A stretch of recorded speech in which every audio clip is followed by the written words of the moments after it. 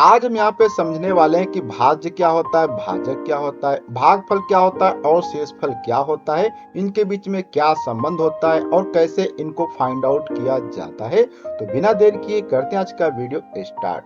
तो सबसे पहले यहाँ पे हम थोड़ा सा समझते हैं एक उदाहरण की सहायता से कि भाज्य, भाजक, भागफल और शेषफल क्या होता है। जैसे कि मान लो आपको कोई एक क्वेश्चन देता है, यहाँ पे हम एग्जाम्पल देते हैं। जैसे कि आपसे कहा जाए कि अगर आपको 7 को भाग देना है 3 से, तो आप क्या करते हैं, पुराने तरीके का यूज करते हैं जहां पे आप कैसे भाग देते हैं। आप देखेंगे इस प्रकार से आप पहले लिखते होंगे, फिर इस प्रकार से खींचते हैं लाइन, फिर ऐसे खींचते हैं और ऐसे। अर्थात यहाँ पे एक संख्या है जो बड़ी वाली जिसको हम भाग देते हैं वो यहाँ पे लिखते हैं, जिससे भाग दिया जाता है उसको हम यहाँ पे लिखते हैं।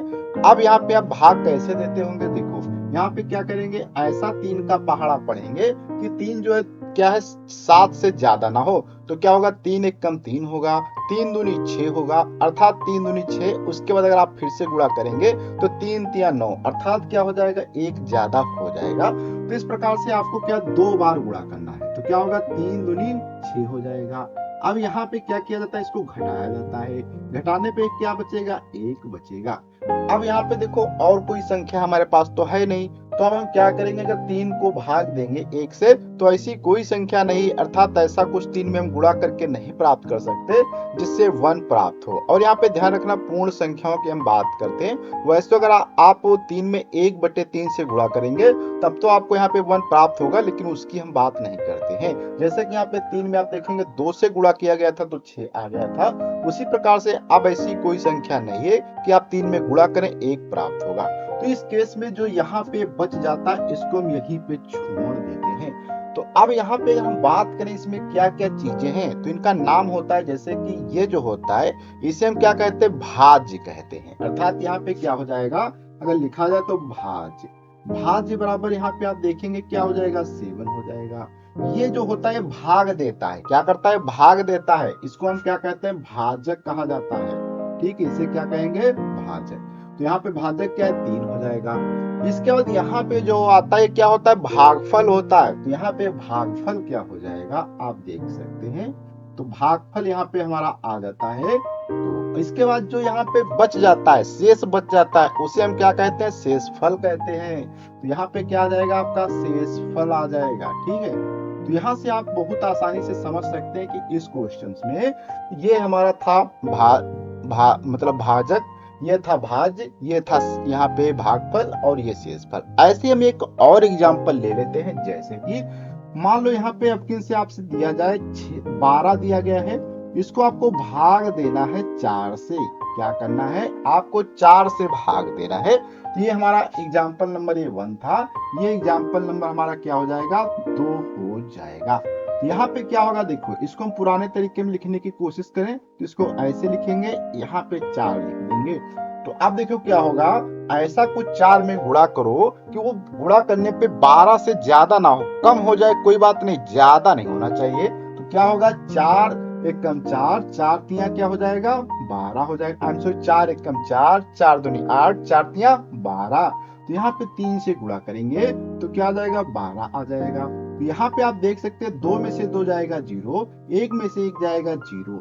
तो यहाँ पे आप देख सकते हैं कि अब इसमें यहाँ पे शेषफल जो आता है वो 0 हो जाता है। अर्थात यहाँ पे हम क्या करें, अगर लिखने की कोशिश करें तो क्या हो जाएगा, भाज्य बराबर यहाँ पे आपका 12 हो जाएगा। और यहाँ पे हम बात करें भाजक जो कि भाग देता है, तो वो हमारा क्या हो जाएगा, यहाँ पे 4 हो जाएगा। और यहाँ पे बात करें भागफल, तो भागफल यहाँ पे क्या हो जाएगा, आपका 3 हो जाएगा। और शेषफल यहाँ पे आपका क्या हो जाता है, इसकी अगर हम बात करें तो यहाँ पे 0 आ जाता है।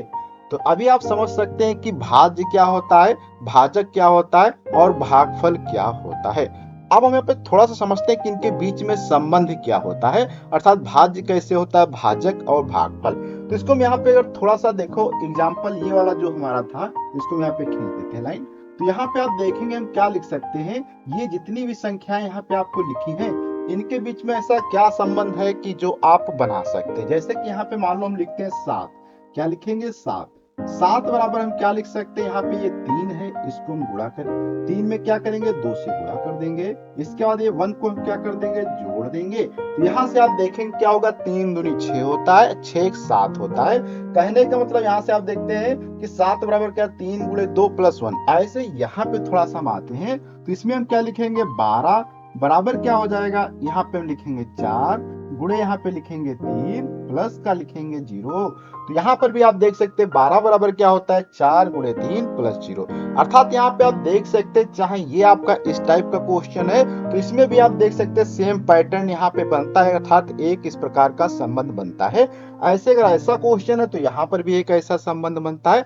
ऐसे आप कोई भी क्वेश्चन लो, जैसे कि मैं एक और आपको एग्जाम्पल यहाँ पे दे देता हूँ। जैसे कि मान लो आपके पास दिया गया हो 22 को भाग देना हो 7 से, ठीक, कोई भी रैंडम क्वेश्चन ले लिया हमने, तो क्या करेंगे यहाँ पे हम पुराने तरीके पे आ जाएंगे, तो 22 को 7 से भाग देंगे तो यहाँ पे क्या होगा 7 या 21 हो जाएगा, यहाँ पे बचेगा 1। अर्थात यहाँ पे आप देखेंगे तो आपका क्या हो जाएगा, भाज्य बराबर आपका यहाँ पे 22 आ जाएगा, भाजक बराबर यहाँ पे आपका क्या आ जाएगा, आप देख सकते हैं यहाँ पे 7 हो जाता है।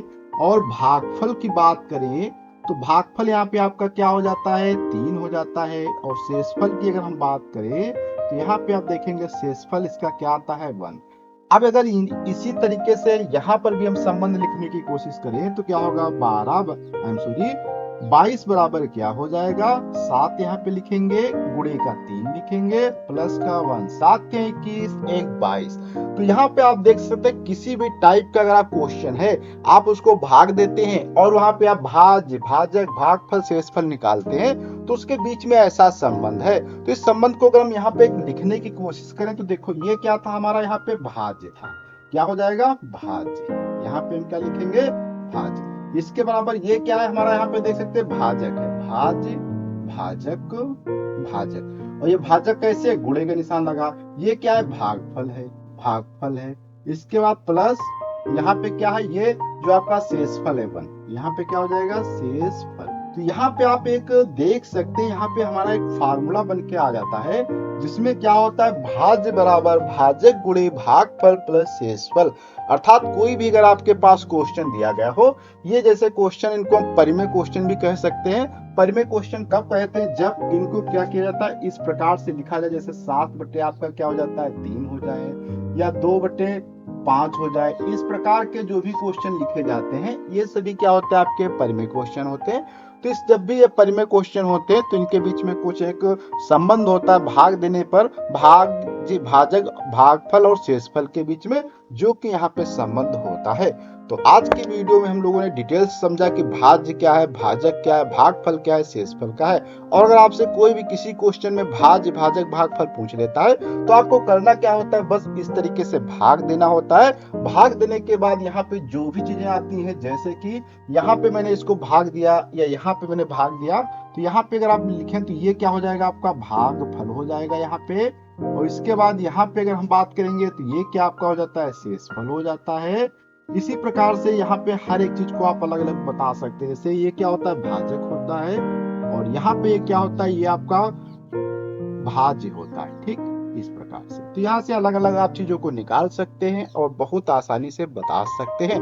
और अगर हम अगले वीडियो मिलेंगे कुछ नई जानकारी के साथ में, जब तक के लिए धन्यवाद। लेकिन अगर अभी तक आपने हमारे चैनल को भाई सब्सक्राइब नहीं किया तो प्लीज सब्सक्राइब कर लें, क्योंकि अगर आप इसका नया वीडियो या हमारे चैनल पे कोई भी नया वीडियो जो अपलोड होगा उसको देखना चाहते हैं तो उसके लिए आपको चैनल जो है सब्सक्राइब करके रखना होगा। तो प्लीज हमारे चैनल को सब्सक्राइब कर लें। अगर आप इसी वीडियो को इंस्टाग्राम फेसबुक पर देखते हैं तो प्लीज हमें फॉलो कर लें। तो अगले वीडियो मिलेंगे कुछ नए कॉन्सेप्ट कुछ नए ट्रिक्स के साथ में, जब तक के लिए धन्यवाद।